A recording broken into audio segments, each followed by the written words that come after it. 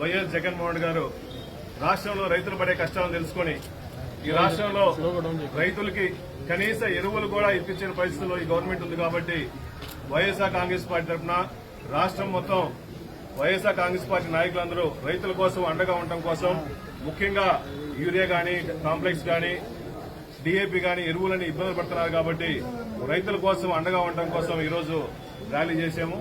ముఖ్యంగా మా ప్రీతం నాయకులు జగన్మోహన్ గారు అంతవరకు రైతులుగా రాజుగా చూసిన నాయకుడు వైఎస్ జగన్మోహన్ గారు.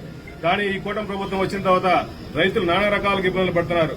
అట్లీస్ట్ ఉచిత బీమా కూడా కల్పించలేని ప్రభుత్వం. మా ప్రభుత్వంలో జగన్మోహన్ గారి ప్రభుత్వంలో ఉన్నప్పుడు ఉచిత బీమా ప్రతి రైతుకు కల్పించాం. కానీ ఇప్పుడు ఉచిత బీమా కూడా రైతులే డబ్బులు కట్టుకోవాల్సిన అవసరం వస్తుంది. అదేవిధంగా రైతులుగా అండగా ఉండకపోగా ఈ సంవత్సరం సుమారుగా 7 లక్షల మెట్రిక్ టన్నులు సెంట్రల్ గవర్నమెంట్ నుంచి యూరియా కొత్త కూడా ఉంది.